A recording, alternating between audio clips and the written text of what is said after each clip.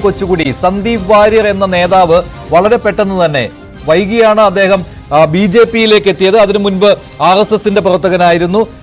ഈ ലൈംലൈറ്റിലേക്ക് അദ്ദേഹം എത്തിയിട്ട് അധികം വർഷങ്ങളായിട്ടില്ല. പക്ഷേ സംസ്ഥാന കമ്മിറ്റി അംഗമായിരുന്നു. ഒടുവിൽ ചാനൽ ചർച്ചകളിലൂടെയാണ് അദ്ദേഹം ശ്രദ്ധേയനായത്. ഒടുവിൽ ആരാധനാപാത്രമായിട്ട് സോഷ്യൽ മീഡിയയിൽ ബി.ജെ.പി ആർ.എസ്.എസ് അണികളുടെ ഒരു ആരാധനാപാത്രമായൊക്കെ മാറിയിരുന്നു. പക്ഷേ ഇപ്പോൾ പൊടുന്നനെ കോൺഗ്രസിലേക്ക് വരുമ്പോൾ കോൺഗ്രസിന് എന്തെങ്കിലും ഗുണം സന്ദീപ് വാര്യരെ കൊണ്ടുണ്ടാകുമെന്ന് ഇപ്പോൾ പ്രതീക്ഷിക്കുന്നുണ്ടോ താങ്കൾ?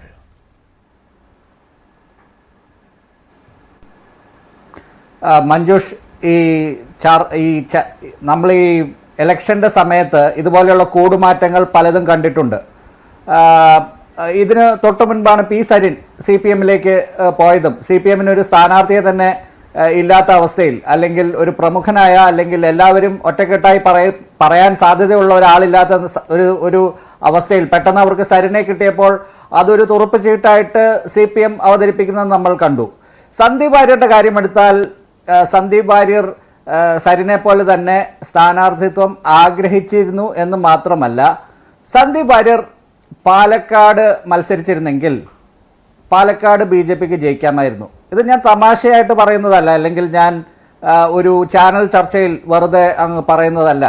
എനിക്ക് ഓർമ്മയുണ്ട്, ഈ പുതുപ്പള്ളി തെരഞ്ഞെടുപ്പിൻ്റെ സമയത്ത് BJPയുടെ ഒരു ദേശീയ നേതാവ് അവിടെ പുതുപ്പള്ളിയിലെ BJPയുടെ ഇലക്ഷൻ കമ്മിറ്റി ഓഫീസിൽ വന്നിരിക്കുന്നുണ്ട്. അവിടെ ഇപ്പോഴത്തെ കേന്ദ്രമന്ത്രി ജോർജ് കുര്യൻ തുടങ്ങി പ്രമുഖ നേതാക്കളെല്ലാം അവിടെ ഇരിപ്പുണ്ട്.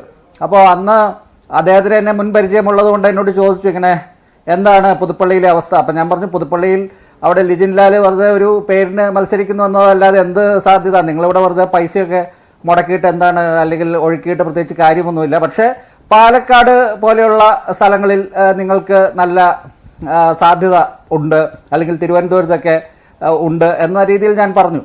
അപ്പം ഞാൻ അന്ന് പറഞ്ഞ പേരുകളിൽ ഒരാൾ ഈ സന്ദീപ് വാര്യരാണ്. സന്ദീപ് വാര്യർ ഇപ്പോഴാണ് പലർക്കും അതിൻ്റെ ഒരു ഗുട്ടൻസ് പിടികിട്ടിയത്. അതായത് അദ്ദേഹത്തിൻ്റെ അമ്മ മൂത്താൻ സമുദായം പാലക്കാട് മുനിസിപ്പാലിറ്റിയിൽ ഒരു ഗണ്യമായ വോട്ടുള്ള BJPയോട് ചെറിയ രീതിയിൽ ഈ കൃഷ്ണകുമാറിൻ്റെ ചില നീക്കങ്ങളുമൊക്കെ ആയിട്ട് ബന്ധപ്പെട്ട് BJPയുമായിട്ട് ചെറിയ രീതിയിൽ ഇപ്പോൾ ഒരു അകൽച്ച, അത് പരിഹരിച്ചു എന്നാണ് കേട്ടോ. ഇപ്പോൾ ആ പ്രശ്നം പരിഹരിച്ചിട്ടുണ്ട് എന്നാണ് BJP അണികളും അത് തന്നെയാണ് പറയുന്നത്. ആ പ്രശ്നം പരിഹരിച്ചിട്ടുണ്ട്, അവർ BJPക്ക് ഒപ്പമാണെന്നാണ്. സന്ദീപ് വാര്യർ എന്ന വാര്യർ വാല് വെച്ച് അദ്ദേഹത്തിന്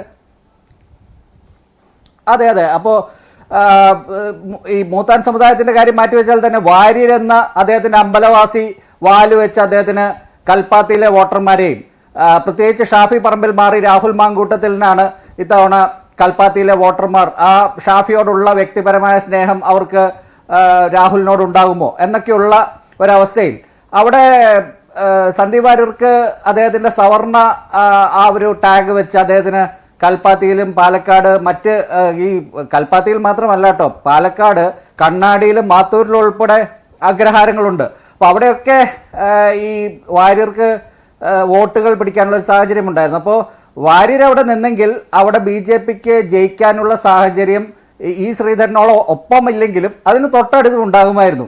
അല്ലെങ്കിൽ ശോഭാ സുരേന്ദ്രൻ ഒരു നല്ല സ്ഥാനാർത്ഥിയാകുമായിരുന്നു. പക്ഷേ ഈ ഇലക്ഷന് 4 മാസം മുൻപ് തന്നെ BJP തീരുമാനിക്കുന്നു, വളരെ ഏകപക്ഷീയമായിട്ട് തീരുമാനിക്കുന്നു അവിടെ കൃഷ്ണകുമാർ മതി.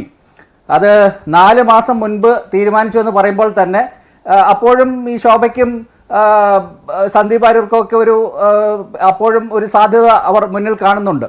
അതൊക്കെ ശരി തന്നെയാണ്. പക്ഷേ എന്നാലും ഈ സന്ദീപ് വാര്യർ ഇപ്പോൾ BJPയിൽ നിന്ന് പോരേണ്ട ഒരു പ്രത്യേക കാരണം ഒരു കൺവിൻസിംഗ് ആയ രീതിയിൽ പറഞ്ഞു ഫലിപ്പിക്കുവാൻ പറ്റുന്നില്ല. അദ്ദേഹത്തോട് എന്തൊക്കെയോ വലിയ അവഗണന കാട്ടി എന്നൊക്കെ രീതിയിലാണല്ലോ സന്ദീപ് വാര്യർ അവതരിപ്പിക്കുന്നത്. അതും ഈ ഉപതെരഞ്ഞെടുപ്പ് സമയത്ത്, വളരെ നിർണായകമായ ഉപതെരഞ്ഞെടുപ്പ് സമയത്ത് അദ്ദേഹം പാർട്ടിയിൽ നിന്ന് എന്തൊക്കെയോ പ്രതീക്ഷിച്ചു, അത് കിട്ടിയില്ല എന്നാണല്ലോ അതിന് അർത്ഥം. പക്ഷേ കുറഞ്ഞ സമയം കൊണ്ട് അദ്ദേഹത്തിന് പാർട്ടിയിൽ നല്ല രീതിയിൽ ഉയർന്നു വരാൻ കഴിഞ്ഞിട്ടുണ്ട്, തെരഞ്ഞെടുപ്പ് രാഷ്ട്രീയത്തിലേക്കും വരാൻ കഴിഞ്ഞിട്ടുണ്ട്. അദ്ദേഹം ഷൊർണൂരിൽ മത്സരിച്ചപ്പോൾ ന്യായമായ വോട്ടുകളും അദ്ദേഹം നേടിയിട്ടുണ്ട്. ചെറിയ വ്യത്യാസത്തിനാണ് 3ാം സ്ഥാനത്തേക്ക് പോയത്. അപ്പോൾ ഇതെല്ലാം തെരഞ്ഞെടുപ്പ് രാഷ്ട്രീയത്തിലും അതുപോലെ തന്നെ സംഘടനാ രംഗത്തും ഒക്കെ അദ്ദേഹത്തിന് അവസരങ്ങൾ കിട്ടിയിട്ടുണ്ട്. ഇടയ്ക്ക് കുറച്ച് സമയം വക്താവ് എന്ന പദവിയിലെത്തിയിരുന്നു, അവിടെ നിന്ന് മാറ്റി നിർത്തി. പിന്നീട് പാനലിസ്റ്റ് ആയിട്ട് തന്നെ, ചാനൽ ചർച്ചകളിലെ പാനലിസ്റ്റ് ആയിട്ട് തന്നെ തിരികെ കൊണ്ടുവരികയും ചെയ്തിട്ടുണ്ട്. അപ്പോൾ ഒരു കൺവിൻസിംഗ് ആയിട്ട് എന്താണ് കാരണം BJPയിൽ നിന്ന് പോകാൻ, അത് വ്യക്തമാക്കുവാൻ സന്ദീപ് വാര്യർക്ക് കഴിഞ്ഞിട്ടുണ്ടോ? ഒടുവിൽ CPM-ൽ ചേരാൻ ആഗ്രഹം കാണിക്കുകയും അത് നടക്കാതെ വന്നപ്പോൾ കോൺഗ്രസിന്റെ കൈ പിടിക്കുകയും ചെയ്തു. അങ്ങനെ ഒരു ചിത്രമാണ് വെളിയിലേക്ക് വരുന്നത്.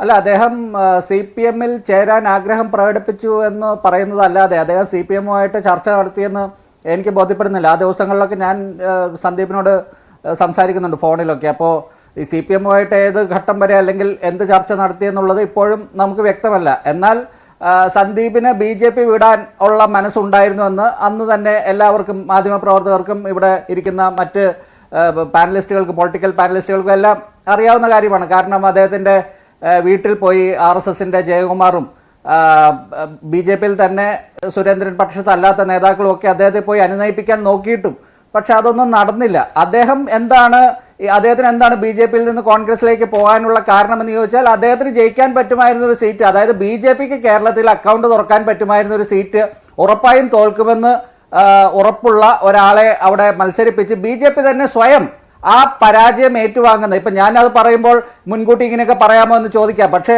കഴിഞ്ഞ 2 തവണ കൃഷ്ണകുമാർ മത്സരിച്ചത് മലമ്പുഴയിലാണ്. അദ്ദേഹം ലോക്സഭയിൽ മത്സരിച്ചപ്പോൾ അദ്ദേഹത്തിന് എത്ര വോട്ട് കിട്ടിയെന്ന് എല്ലാവർക്കും അറിയാം. അപ്പോൾ ഒന്നെങ്കിൽ അവിടെ ശോഭാ സുരേന്ദ്രനോ K സുരേന്ദ്രനെ പോലെ ഒരു സംസ്ഥാന നേതാവ്, കുമ്മനമോ അല്ലെങ്കിൽ അങ്ങനെ കുറച്ചുകൂടി ഹൈ പ്രൊഫൈൽ ആയിട്ടുള്ള ഒരു സംസ്ഥാന നേതാവ് മത്സരിക്കണമായിരുന്നു. അല്ലെങ്കിൽ അവിടെ ഈ സന്ദീപ് വാര്യരെ പോലെ ഒരു സ്ഥാനാർത്ഥിക്ക് ആയിരുന്നു കൂടുതൽ സാധ്യത. അപ്പോഴും BJP എന്താണ് നോക്കുന്നത്? മറ്റാരും അവിടെ ഉയർന്നു വരരുത്. ഒരാൾ ഇപ്പോൾ സുരേഷ് ഗോപി BJP-കാരനും അല്ലാത്തത് കൊണ്ട് തന്നെ പുറത്തു നിന്ന് വന്ന് അദ്ദേഹത്തെ ജയിപ്പിക്കാൻ എല്ലാ ഗ്രൂപ്പുകളും എല്ലാ നേതാക്കളും ഒന്നിച്ചു നിൽക്കും. ഈ ശ്രീധരന്റെ കാര്യത്തിലും അങ്ങനെയാണ്. പക്ഷേ ഇവിടെ ശോഭാ സുരേന്ദ്രൻ ജയിക്കാൻ K സുരേന്ദ്രൻ സമ്മതിക്കില്ല, K സുരേന്ദ്രൻ ജയിക്കാൻ ശോഭാ സുരേന്ദ്രൻ സമ്മതിക്കില്ല. ഇവിടെ BJP-ക്ക് ഉള്ളിൽ തന്നെ ഇതുപോലെ മൂപ്പിളപ്പ്. ഈ BJP-കാരോട് ചോദിച്ചാൽ അവരെപ്പോഴും പറയാറുണ്ട്, ഇയാൾ ഈ സന്ദീപ് വാര്യർ എത്ര നാളായി പാർട്ടിയിൽ വന്നിട്ട്, വളരെ ജൂനിയർ ആയിട്ടുള്ള ഇദ്ദേഹത്തെ ഞങ്ങൾ വക്താവാക്കിയില്ലേ, വളരെ ജൂനിയർ ആയിട്ടുള്ള ഇദ്ദേഹത്തെ ഞങ്ങൾ മത്സരിപ്പിച്ചില്ലേ. ഇവിടെ BJP-യിൽ മത്സരിക്കാൻ ആർക്കാണ് വിഷമം? ഏത് വഴിപോക്കനും വന്ന് BJP-യിൽ ടിക്കറ്റ് കിട്ടി മത്സരിക്കാൻ ഒരു വിഷമമില്ല. കാരണം അവർക്ക് ജയിക്കുന്ന സീറ്റുകൾ വളരെ കുറവാണ്, A ക്ലാസ് മണ്ഡലങ്ങളൊക്കെ വളരെ കുറവാണ്. അപ്പോൾ അവർക്ക് ഈ മത്സരിക്കുക എന്നൊക്കെ പറയുന്നത് വളരെ ഇവിടെ മത്സരിച്ചിട്ടുള്ള O രാജഗോപാൽ 71 തൊട്ട് മത്സരിച്ചിട്ടുള്ള, അല്ലെങ്കിൽ AN രാധാകൃഷ്ണനെ പോലെയുള്ള ആൾക്കാരൊക്കെ മത്സരിച്ച അത്ര അതിൻ്റെ കണക്ക് അവർക്ക് തന്നെ ഓർമ്മയുണ്ടാവില്ല. അപ്പോൾ അതൊന്നും വലിയ കാര്യമല്ല. അവിടെ അദ്ദേഹം ഒരു നല്ല വക്താവ് എന്ന നിലയ്ക്ക് അദ്ദേഹത്തിന് പാർട്ടിയിൽ ഫാൻസ് ഉണ്ടായിരുന്നു. പക്ഷെ പാർട്ടിയേക്കാൾ കൂടുതൽ പാർട്ടിക്ക് പുറത്തുള്ള അനുഭാവികളും ഒക്കെ ആയിരുന്നു. ശരിയാണ്, പാർട്ടിയിൽ ഫാൻസ് ഉണ്ടായിരുന്നു. പക്ഷെ ഒറ്റ ദിവസം വേണ്ടി വന്നില്ല. അതിനു മുൻപ് തന്നെ ആ ഫാൻസ് എല്ലാം കൊഴിഞ്ഞു പോയിരിക്കുകയാണ് ശ്രീ ആനന്ദ് കൊച്ചുകുടി. കാരണം